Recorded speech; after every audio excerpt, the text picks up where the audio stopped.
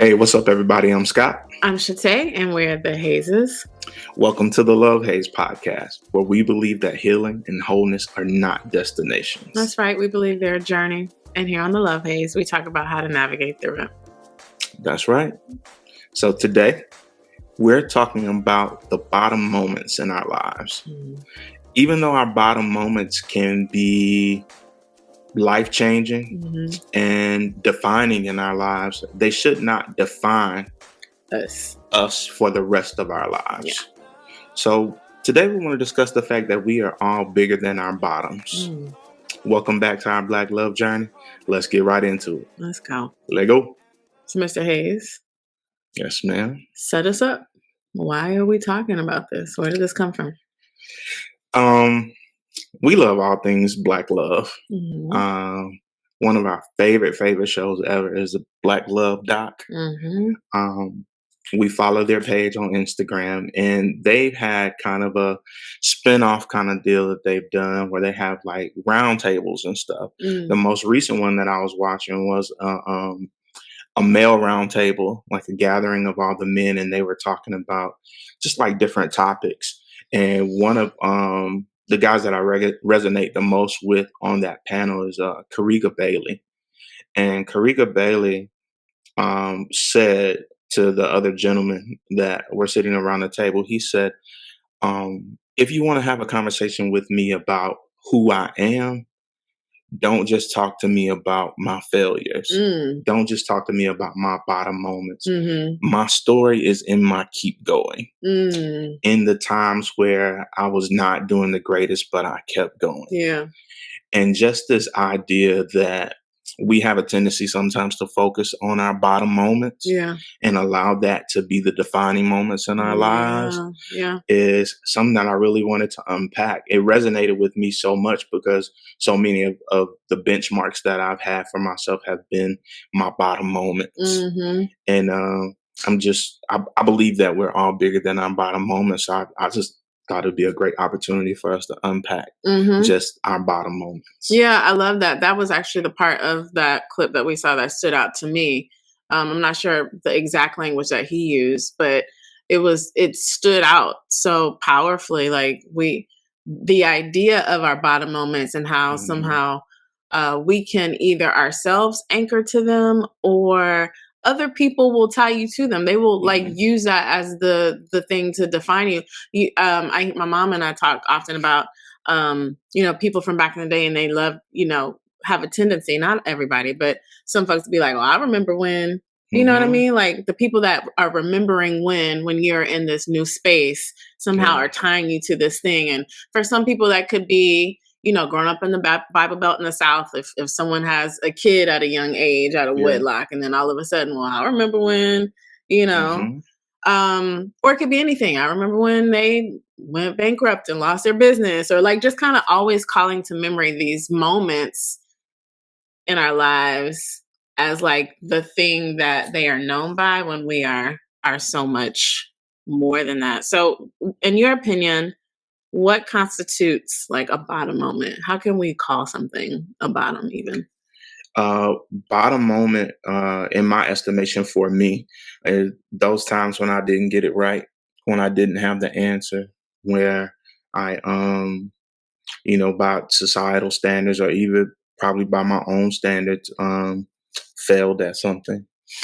Don't you think it's bigger than I feel like, because we're human. So day to day, we're going to make mistakes. And so somehow, leaving my plant babies outside to freeze overnight is a failure in my opinion, but that's not a bottom moment, But let me finish. Okay, sure. So bigger than that is bottom moments for me are when I failed and it impacted somebody that I cared about. It impacted not just me, but someone that I cared about. It was more than about just me not getting a single thing right.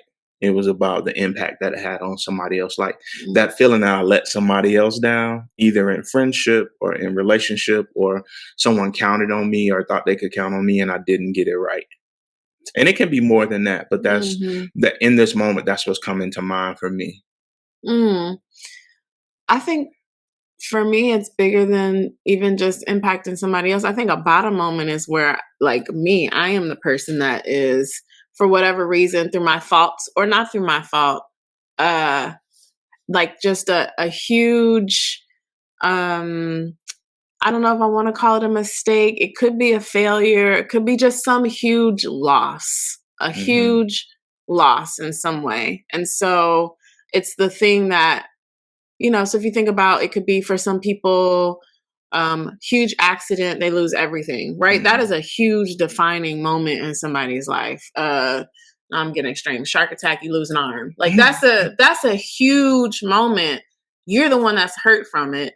It's not necessarily your fault. You was in the ocean, probably shouldn't have been, but you know what I mean? Like that's a major moment. Or I think about, I can only imagine, just like the loss of a parent or mom, if you lose a mother or any parent, like that's a very pivotal moment in somebody's life that could be a bottom. For some, it could be rock bottom in terms of like addiction or substance abuse, or, like those are things that come to mind when it's like in my own life, this is what I had imagined for myself, or even what I hadn't imagined for myself. This is like lower than I even thought I could feel or be.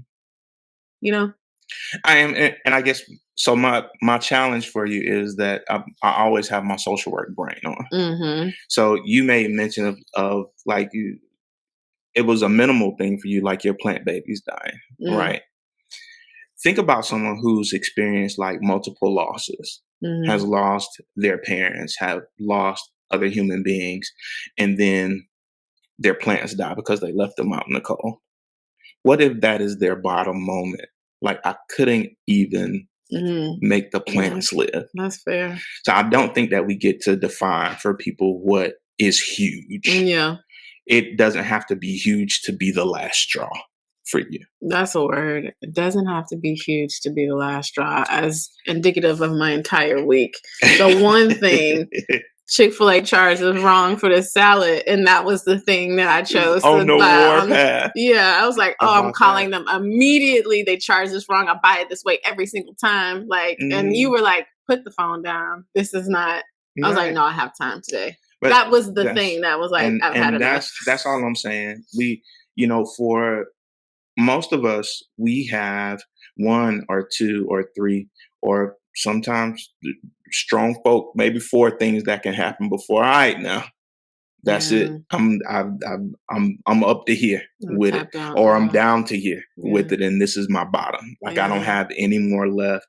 And a lot of times those are issues of control too. And some of those losses I couldn't control. The one thing that I can't control, I'm getting ready to do something about it. This is my bottom moment. So I just don't want us to have the idea that we get to define what bottom is for folks. That's so true. Bottom can it's relative. be subjective. Yeah.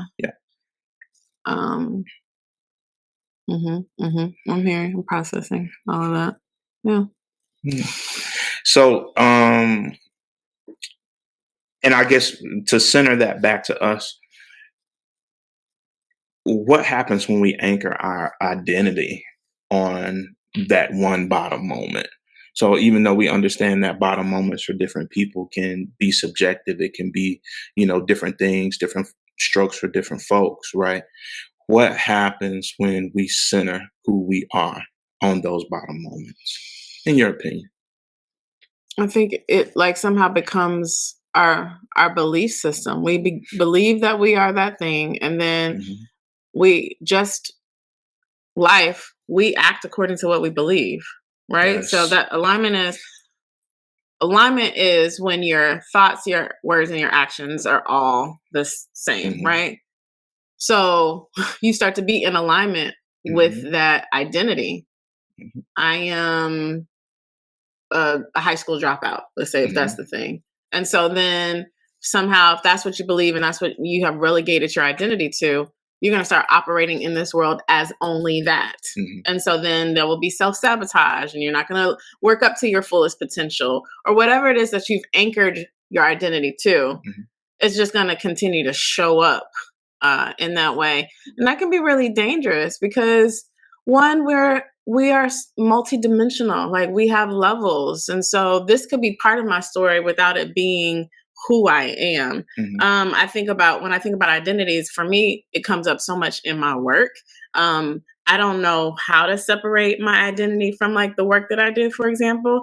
And so when I am doing work that is not aligned with who I feel like I am, it's what's I heard someone call it emotional. Golly, what did he call it? It wasn't emotional baggage. I think he said it was emotional weight. Okay. He said the emotional weight of doing something that is not in alignment with your values. That is like, it even causes a visceral reaction, physical reaction. My mood is different. I am just different. So imagine then like an identity anchored to something that is not your best moment, you know? Like how that will manifest in your life and the choices that you make and how you're showing up with your people. And it's a slippery slope, you know? And it could keep you, if that is a bottom moment, it basically can keep you at the bottom. Yeah. What do you think about it? I have several different thoughts, and they're all kind of coming at the same time. But one of the reasons why I resonated so much with what Kariga was saying was that he was saying that my story is in my keep going, right? And from my bottom moments, and I was telling you this earlier too, in my therapy session on Friday, the therapist like challenged me to stop using the word failure, to stop thinking about the times when those bottom moments were like benchmarks for me. They were, times that I learned to pivot. And she challenged me to stop even using the word failure, to start using the moments when I had opportunities for growth. That's difficult. That's been very difficult for me. I pride myself on being someone who is able to be accountable for my stuff, to recognize the times when I didn't get it right. And a lot of times I say I recognize my failures. I recognize the times when I didn't get it right. But going back and consistently replaying those tapes of failures in those words rather than centering them as times when I kept going or times when I capitalized on the opportunity for growth. The language just matters. The way that we talk to ourselves about ourselves matters. And I have a tendency just to use that word too much. And I'm bigger than those bottom moments. And the other thought that I had was also around what you alluded to earlier about people not being able to release you from those bottom moments that you've had that were defining for them of you, and people a lot of times can't release you from those moments because they never released themselves from those moments.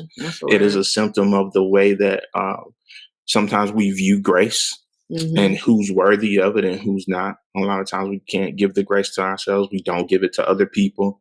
And we define people based on, their F ups, and people ought to have the opportunity to be bigger than their bottom moments. And I just believe we're all worthy of that. But I recognize also that it's difficult. You see somebody on the platform ran from so many things in my life because I was like, they're going to remember my bottom moment. You think I don't know that at some point I was a bad husband? You think I don't know that at some point I was a bad friend? That I was the person who didn't forgive somebody? What is that? I didn't show up in the way that I promised to show up. And I didn't live up to the promise at some point as a husband, as a friend, as a confidant. There's a time in my life where I told somebody business. There are times in relationship at different points in my life when I didn't live up to the standard. And we should not have to be defined by those bottom moments. And frequently people remember the injury that it caused. And they hold you to that as a defining moment. This is a perfect time to insert Auntie Brene here. Brene Brown, that is the whole, I think, premise around her shame versus guilt. The research or her, I don't know if you call them teachings or findings, where you can say, guilt is I made a mess. Mm-hmm. Shame is I am a mess. So when you start to pick up the identity of the offense or the incident, guilt is I cheated and I shouldn't have done that and I want to change my behavior. Shame is I am a cheater. And so then, there's once a cheater, always a cheater, right? Like, so then you just start to, and so I guess in being bigger than our bottoms, it is having guilt, feeling remorse, or whatever the thing is. It is separating the incident from your being, from like who you are. What's the haze of that? The haze for me is the constant work of having to pull me out of those bottom moments. I am constantly moving. I am not the moment. As we evolve, as we journey, as we keep going, there will be bottom moments. And nobody wants to have bottom moments. Nobody wants to. We all just want success all the time, right? We want it to always be up here. But sometimes there are these times when there are bottom moments that they don't feel good. And the haze for me is getting over the desire to want to feel good all the time. Because I always want to feel good. I always want to be up to it. Thinking as recently as last night, right? We had a little disagreement and he was like, my energy is going to be off, so I ain't going. Right? But we're not always going to feel good. It doesn't always have to feel the best in order for us to keep going. And that's the haze for me, because I do always want to feel good. I always want to bring good energy to situations, right? But you're not always going to feel good. It's not always going to feel good, but we got to keep going all the time. That brings me up that other clip that we were talking about. We probably should unpack it in another episode, where the young man was saying, his therapist, he was talking to his therapist about highs and lows and how he wishes he could just control, like not feel the lows. He wishes he could just be here. And I relate so much to that feeling. Like, how can it just be chill and mellow and things are fine, and I'm controlling my anxious moments and I'm controlling like my sadness, and I'm just high vibing all the time. And he said his therapist gave him the illustration of an EKG, or like a heart monitor, and how on the monitor is highs and lows, and lows. And we're trying to make it in the middle. That means you're flatlined. That means you're dead, right? That was a really powerful illustration, because like, oh man, if I'm just even keel all the time, you're not really living. You're not. You're just existing. And so life is the highs and lows. And that's harmony. That's balance, right? The highs, the lows help us appreciate the highs, and maybe vice versa. So yeah, I can relate to that. Just always wanting to feel a certain way, always wanting to, just feel good, be fine, sort of have it together, not be out of control, not be in my feelings. And that's not life. It's annoying as hell. But it's not life. It's annoying as hell because it's an impossible standard for us to hold ourselves to. You asked me a minute ago, like, well, what is bad? You said, but also a second ago, you just said, I always wanted to feel good. Both of those things are subjective, though. Bad is subjective, good is subjective, based on like our own moral compass and all those kinds of things. But we spend so much time in our heads, like beating ourselves up with the information that we know about ourselves. Even the things that we've gotten away with, right? Even if I caught myself in the act of not living up to the standard, I still know that information. I still sometimes hold myself to that bottom. And that's not the story of who I am. That's not other people's experience of me. And even though that may be a reference point for some of those folks, I can't hold myself to that standard, because I'll forever be stagnant. I'll be scared to, do that thing again. I'll be scared that it'll be another time when I have a bottom moment and somebody will catch me not getting it right. And that can paralyze some of us. Yeah. How do we navigate this haze then? It's fine to say to be human is to err. It's fine. Err is human. Yes. Thank you. So ready for you. I almost get it. That's because I capture the essence of things. You do, right? I get the meaning. I might not get the exact words. Anyways. So then we can say, yeah, like that's normal. We're human and we're not going to always bat 1,000 and we're not going to always feel good. Yes. And how are we being okay with all of that? Even like the little stinking tone you just put on it, like it's something that's like dreamy. It feels dreamy sometimes. It only feels dreamy to me because it's the hard work of actually doing it.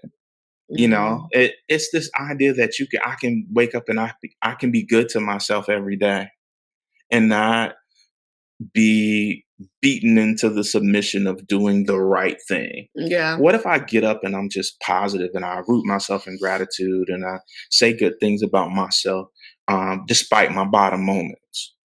What if I give myself credit for my keep going? What if I give myself the tools that I need to keep going along the journey every day? What if I give myself the permission to be a habitual student? Someone who's always learning, who's always getting better, who recognizes that students will sometimes not have the right answer, but they always keep learning. I hear you. And I think for some people,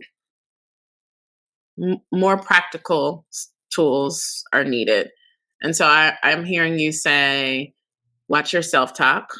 I'm hearing, this is probably something I'm inserting myself, affirmations. If you're not one who's into affirmations, although I do think they're incredibly helpful, it could even just be like, watch what you're feeding your spirit at the end of the day. It could even be as much as just your music, like your songs. We'll get to the music for the moment in a second. But the song choice for today is even something that is affirmative. If even you just let that seep into your spirit. I learned recently that there are, affirmation like meditations that you can put on at night. They have them on YouTube, I think, and they're like 7 or 8 hours long, and you just play them in the background and sleep. I've not tried that, but that could be I would actually want to hear all of it to make sure it's not some secret stuff trying to like program my mind. You don't trust stuff. I would want to listen to it while I'm awake the whole time to make sure it's not anything crazy. But then there are also songs on Spotify that are just affirmations to music. So I guess it's the mind what you believe, be mindful of that. Be mindful of how you're talking to yourself. Be mindful of what you're affirming is kind of a couple of ways. Anything else you add to that? I mean, you said very, I think plainly, practical ways to be good to yourself. I think that's appropriate. And I think more than anything, like, even if not those, find what works for you. Yeah. What journaling. What are the things that work for you? Is it journaling? Is it something as simple as putting affirmations up, on your mirror, or meditation in the morning for 15 minutes. Whatever it is that takes you being nicer to yourself and not centering yourself on your bottom moments. Do that. Do that thing that feels good, and don't be afraid to experiment with new things, with putting more things in your toolbox that will be helpful to help you navigate. Yep. It could be movement, like yoga or dance therapy. It could be, there are apps also for that. There's a wellness app. There's Calm app. There are affirmation cards I've seen. everywhere. One of the things I like to do is just keep affirmations up, and not necessarily, maybe not affirmations, but affirmative sayings. And so Mhm. all throughout our house, we have things like bless this home with love and laughter, or we believe in second chances, or this house is filled Mhm. with, right? So there's just affirmative, positive words all over the house to kind of create this environment Mhm.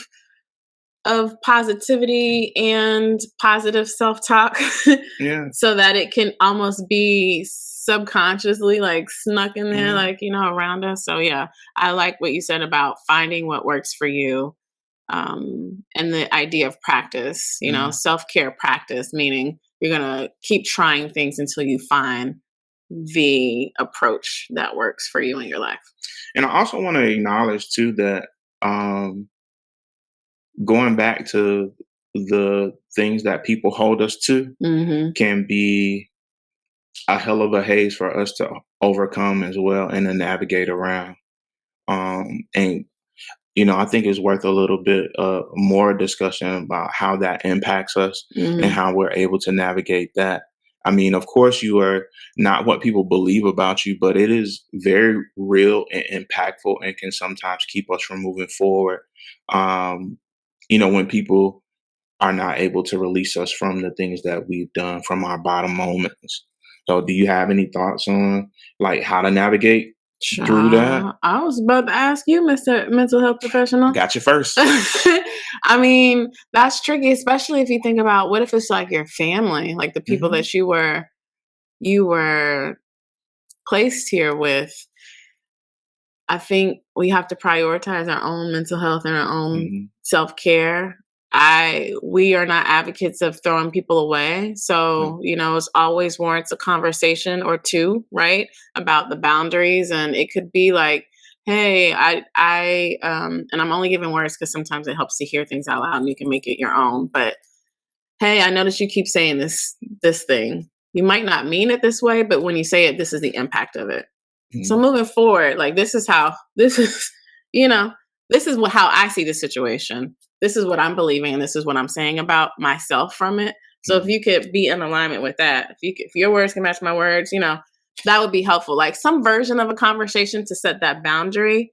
And at the end of the day, if people are not trying to be where you are, you might have to love them from a distance. Yeah. A friend of mine recently said she's had challenges with her family like her entire life, just really, really, really toxic, just in the worst ways. And it's so sad because it is the family she was born into and has only known her whole life.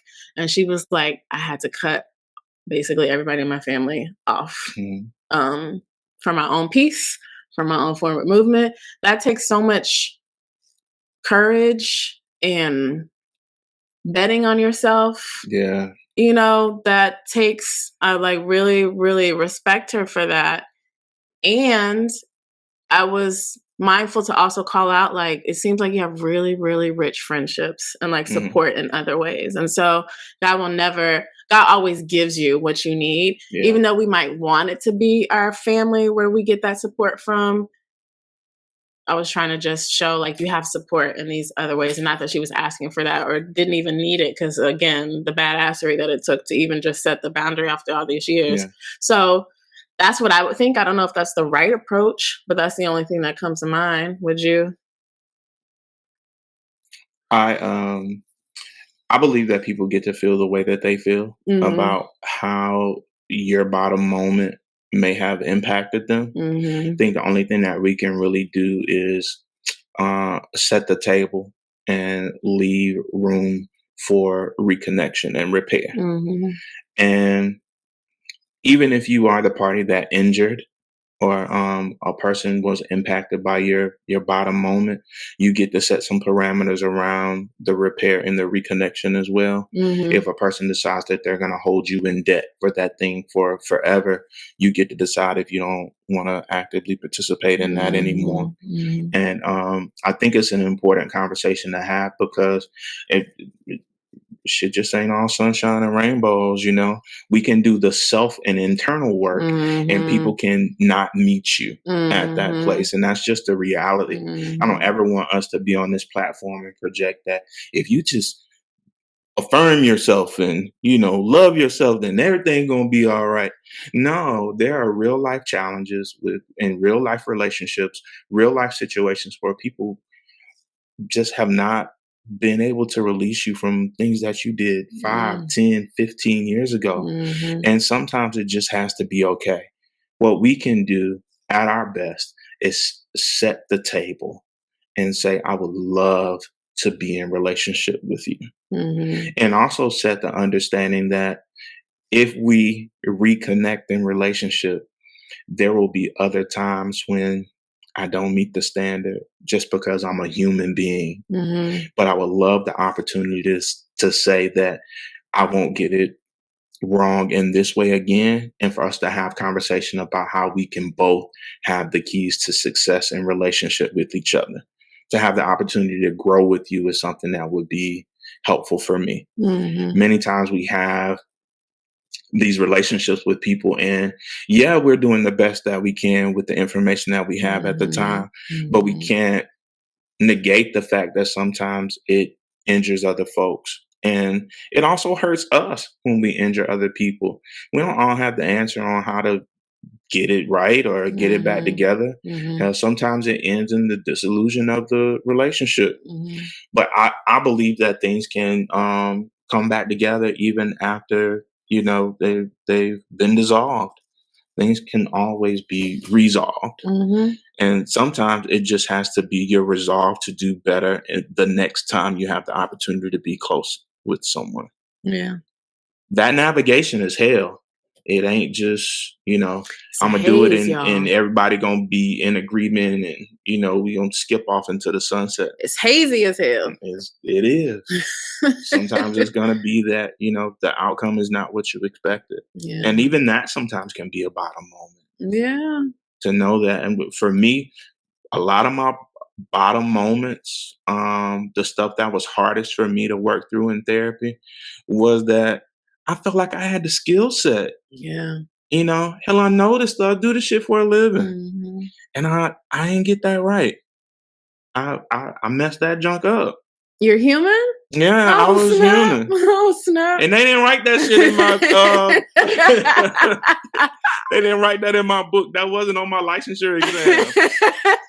I was supposed to be perfect after I got all the skills. That thing said pass and I became an LCSW. No more problems. That I think is also underlying for us both are just the control issues we have. So, if we could make control the outcome of life, we would do all the things the way that we expect them to be done and how we expect ourselves to show up in the world, and the other parties would act accordingly, and the outcome would be this gorgeous dessert like you make. And it'd just be not that at all. Just get to then the music for the moment be heal the world, make it a better place. Nah, that ain't it though. It's not. It's not. Sometimes it's a dumpster fire. It's just trash. It is. It's trash. It's that meme. It's like, this is fine. It's all fine. It is burning up. And that's okay. It's just processing out loud, man, what people go through in silence. You know what I'm saying? And just the acknowledgement that it ain't going to always work out the way you want it to. What you can do is give it your level best, and set the table for people to be in relationship with you and for you to be your best at being in relationship with other people and go from there. Come on, level best. What you know about that? Gonna put that on a shirt, I think. We better, because if you try to recall it next episode. I'll write it down real quick.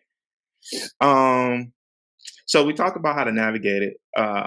If we haven't already, give some examples or just tell me what you've learned about your own bottom moments. I think there's more to process here.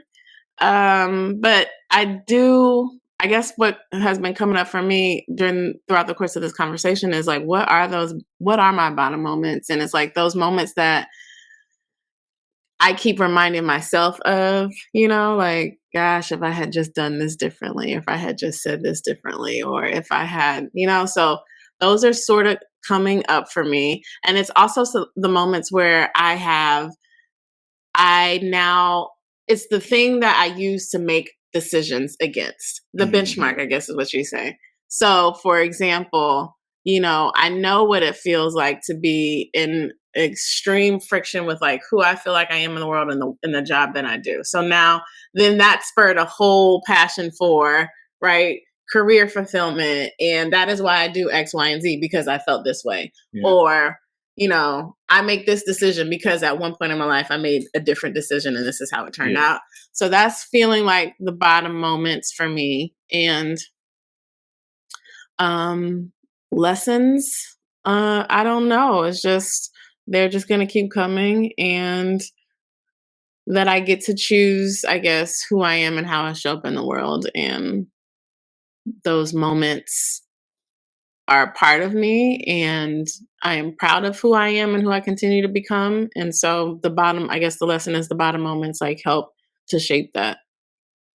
No matter how painful they are, they help to shape us. You have any on your end? Yeah. I'm trying my best not to sound corny too. I don't know if you can help that though. Just sneak this. Come through. Because you can't remember stuff. That's what you got. Oh, tit for tat. You got to throw one in just because this is a bottom moment for you. This is a bottom moment for us. How about that? The lesson that I learned in my bottom moments is that those have been the best. My bottom became my best in that it was the time where it was the best opportunity for me to learn. It forced me to stop, recognize that something wasn't panning out the way that I wanted it to pan out. And it was the best opportunity for me to learn new skills, to examine old behaviors, all of those things. The bottom moments have been uncomfortable for me, because also as a recognition that the plan that I had maybe wasn't the best plan and needed some tweaking. But being able to reframe that thing and shift the focus into it being the best opportunity for me to grow. I think it was the biggest lesson I've learned from bottom moments, is being able to reframe it. Bottom moments are growth moments. Yeah.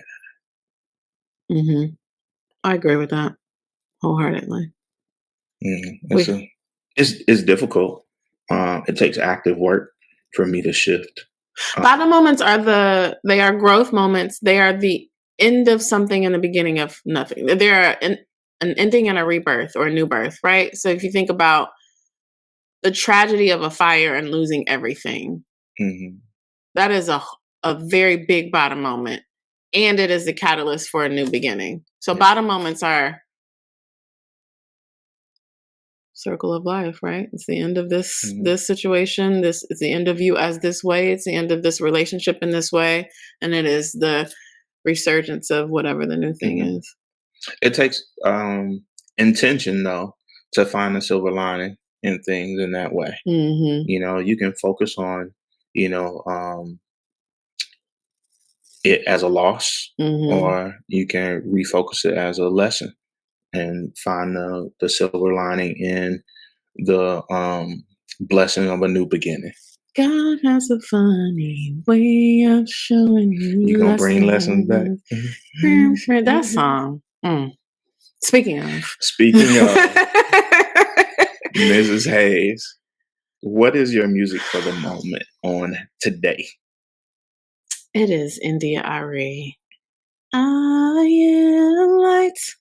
I am light. You just gonna sing the whole episode? It's in my spirit. Yeah. The song, she repeats I am light over and over and over, and in between these pockets of that, she'll say, I'm not the mistakes my family made. I'm not the choices that I made. I am not these things. I am not my bottom moments. What I am is light. And so to the earlier part of the conversation, we were talking about navigating through it.